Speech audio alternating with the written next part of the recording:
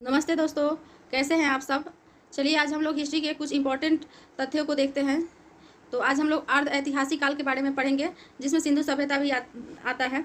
तो चलिए स्टार्ट करते हैं हम लोग सिंधु सभ्यता के बारे में। इस काल में मानव द्वारा लिखी गई लिपि को पढ़ा नहीं जा सकता है, किंतु लिखित साक्ष्य मिले हैं। इस काल में के जानकारी के स्रोत भी पुरातात्विक साक्ष्य ही है। इनमें सिंधु सभ्यता को रखते हैं। सिंधु सभ्यता, यह सभ्यता सिंधु नदी के तट पर मिली थी, इसलिए इसे सिंधु सभ्यता कहते हैं। इसकी जानकारी के लिए पहली खुदाई हड़प्पा में हुई थी, अतः इसे हड़प्पा सभ्यता भी कहते हैं। तो हम लोग सिंधु सभ्यता भी कहते हैं और हड़प्पा सभ्यता भी कहते हैं। ठीक है, इस बुक में मतलब बहुत ही विस्तार से बताया हुआ है। सिंधु सभ्यता की जानकारी चार्ल्स मैनसन ने 1826 ईस्वी में दिया था। सिंधु सभ्यता सर्वेक्षण जेम्स कलिंघम ने 1853 ईस्वी में किया था। ये सब वन लाइनर है, काफ़ी मतलब एग्जाम के पर्पज से बहुत ही मतलब बढ़िया है ये। सिंधु सभ्यता 13 लाख वर्ग किलोमीटर में फैली है। लॉर्ड कर्जन ने 1904 ईस्वी में पुरातात्विक विभाग की स्थापना किया था, जिसके महानिर्देशक सर जॉन मार्शल थे। सिंधु सभ्यता का नामकरण जॉन मार्शल ने किया था। सिंधु सभ्यता की पहली खुदाई दयाराम साहनी ने की। सिंधु सभ्यता का आकार त्रिभुजाकार है और सिंधु सभ्यता विश्व की ऐसी पहली शहरी सभ्यता थी। सिंधु सभ्यता विश्व की सबसे पहली शहरी सभ्यता थी। ये बार बार क्वेश्चन पूछा जाता है। इसका विकास 2500 ईसा पूर्व से 1750 ईसा पूर्व तक हुआ था। अब हम लोग देखेंगे सिंधु सभ्यता के प्रमुख स्थल। यहाँ से भी बहुत सारे क्वेश्चन बनते हैं एग्जाम में। तो पहला स्थल है हड़प्पा। ये कहाँ पे स्थित है? मंटगोबरी जिला, पंजाब, पाकिस्तान में। इसका मतलब इसको किन्होंने खुदवाया था? तो दयाराम साहनी और माधो स्वरूप वत्स ने। कब हुआ था? 1921 ईस्वी में। रावी नदी के तट पर यह स्थित है। दूसरा है मोहनजोदड़ो, लड़काना जिले में, सिंध प्रांत के पाकिस्तान में। और अखालदास बनर्जी ने खुद इसका उत्खनन कार्य करवाया था। और कब हुआ था? यह 1922 में। सिंधु नदी के तट पर स्थित है। ये आप लोग पूरा पढ़ लीजिएगा, पढ़ेंगे तो काफ़ी टाइम लगेगा। चलिए अब हम लोग हड़प्पा पढ़ते हैं। हड़प्पा का उत्खनन कार्य कब हुआ था? 1921 में। और तो स्टार्ट करते हैं इसके बारे में पढ़ना हम लोग। इसकी खुदाई दयाराम साहनी ने की। यह रावी नदी के तट पर स्थित है और ये कहाँ पे है? पाकिस्तान के मंडगोबरी जिले में स्थित है। पिंगट में हड़प्पा और मोहनजोदड़ो को एक विस्तृत साम्राज्य की जुड़वा राजधानी भी कहा जाता है। यहाँ से निम्नलिखित वस्तुएं मिली हैं। कहाँ से? हड़प्पा से।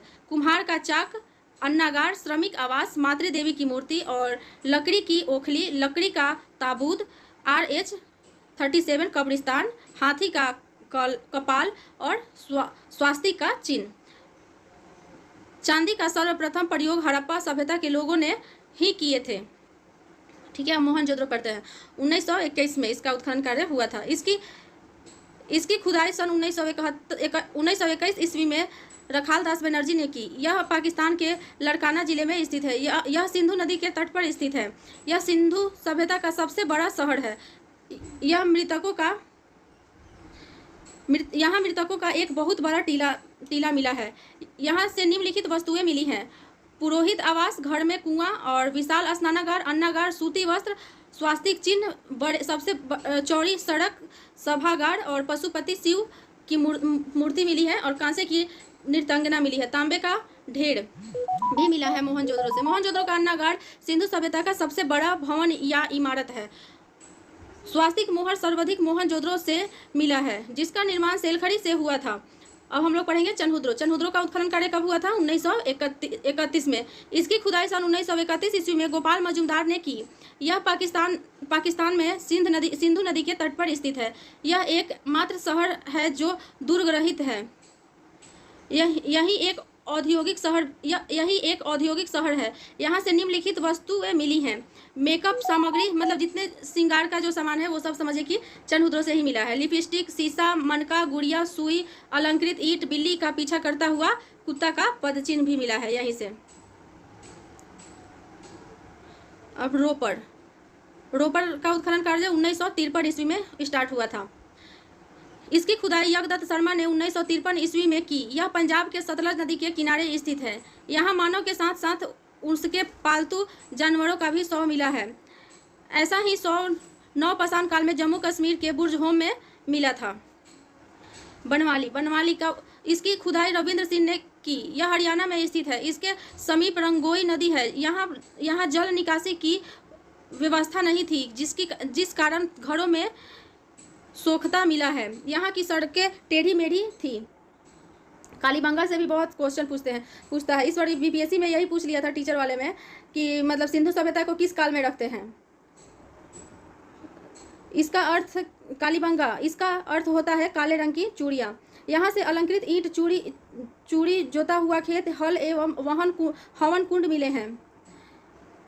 यह राजस्थान में सरस्वती घग्गर नदी के किनारे हनुमानगढ़ जिले में स्थित है। इसकी खोज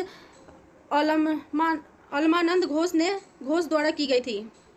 इसकी खुदाई बीके थापर तथा बीबी लाल ने की।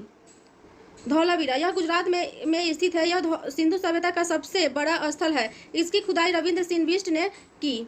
सुरकोटदा, यह गुजरात में स्थित है। यहाँ से कलश समाधान तथा घोड़ों की हड्डी मिली है। इसकी खुदाई जगपति जोशी ने करवाया था। लोथल, इसकी खुदाई SR ने भोगवा नदी के किनारे अहमदाबाद गुजरात में किया था। यह सिंधु सभ्यता का बंदरगाह स्थल है। यहाँ से गोदीबाड़ा का साक्ष्य मिलता है। नाव के रुकने का जो जगह होता था ना, उसी को हम लोग गोदीबाड़ा कहते हैं।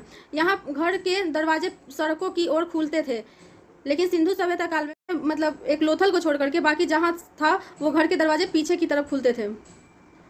यहाँ फारस की मोहर मिली है, जो विदेशी व्यापार का संकेत है। यहाँ से युगल समाधान मिला है, जो सती प्रथा का प्रतीक है।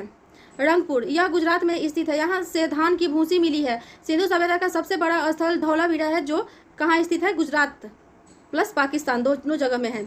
भारत में सबसे बड़ा स्थल राखीगढ़ी है, वो कहाँ पे है? हरियाणा में है। सिंधु सभ्यता का सबसे बड़ा शहर मोहनजोदड़ो है। कुनाल, यह हरियाणा के हिसार जिला में स्थित है। यहाँ से चांदी के 2 मुकुट मिला है। सिंधु सभ्यता की विशेषताएं, अब हम लोग इसकी विशेषताओं के बारे में पढ़ेंगे। सिंधु सभ्यता एक नगरीय यानी कि मतलब शहरीय सभ्यता थी। यहाँ की सड़कें एक दूसरे को समकोण पर काटती है तथा ये पूर्व पश्चिम दिशा में थी, जिससे हवा द्वारा सड़क स्वतः मतलब वो खुद से साफ हो जाती थी। सिंधु सभ्यता में आजकल के सड़कों की तरह उस मतलब ज़माने में वैसा स्थिति नहीं था। नलियाँ ढकी हुई थी। अर्थव्यवस्था का मुख्य आधार कृषि था। इसका व्यापार विदेशों से होता था। अब कहाँ से क्या क्या सामान आता था वो लिखा हुआ है, आप लोग देख लीजिएगा। सिंधु सभ्यता का समाज 4 वर्गों में बटा हुआ था: विद्वान, योद्धा, व्यापारिक एवं शिल्पकार और श्रमिक। इसका समाज मात्रिक सत्तात्मक था, मतलब वो समाज में महिलाओं की भागीदारी थी। इनकी लिपि भावचित्रात्मक थी, जिसे पढ़ा नहीं गया है। इसके बारे में तो हम लोग ऊपर ही पढ़े हैं। इसलिए इस लिपि को दाएं से बाएं की ओर लिखी जाती थी। इनके मुहर पर सर्वाधिक एक सींग वाले जानवर का चित्र था। इनके मुहर पर गाय तथा सिंह का चित्र नहीं मिला है। हड़प्पा सभ्यता के मोहरों से सेलखड़ी का मुख्य रूप से किया गया था। सिंधु सभ्यता में के लोग लोहे से परिचित नहीं थे। यहाँ माप तौल के लिए न्यूनतम वाट 16 केजी का था।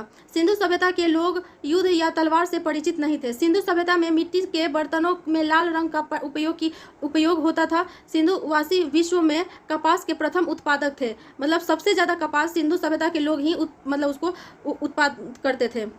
सिंधु सभ्यता के विनाश का सबसे बड़ा कारण बाढ़ को माना जाता है। सिंधु सभ्यता के लोग कृषि भी करते थे, पशुपालन भी करते थे, परंतु उनका मुख्य व्यवसाय व्यापार था। सिंधु सभ्यता के पतन के कारण व्हीलर के अनुसार ब्रह्मा या आर्य समाज के आर्यों के आक्रमण, जॉन मार्शल के बाढ़ आना और अमलानंद घोष का जलवायु में परिवर्तन, M.R. साहनी भूतात्विक परिवर्तन यानी कि मतलब जलवासन, जॉन मार्शल प्रशासनिक स्थिरता, KUR कनेडी प्राकृतिक आपदा, मलेरिया या महामारी।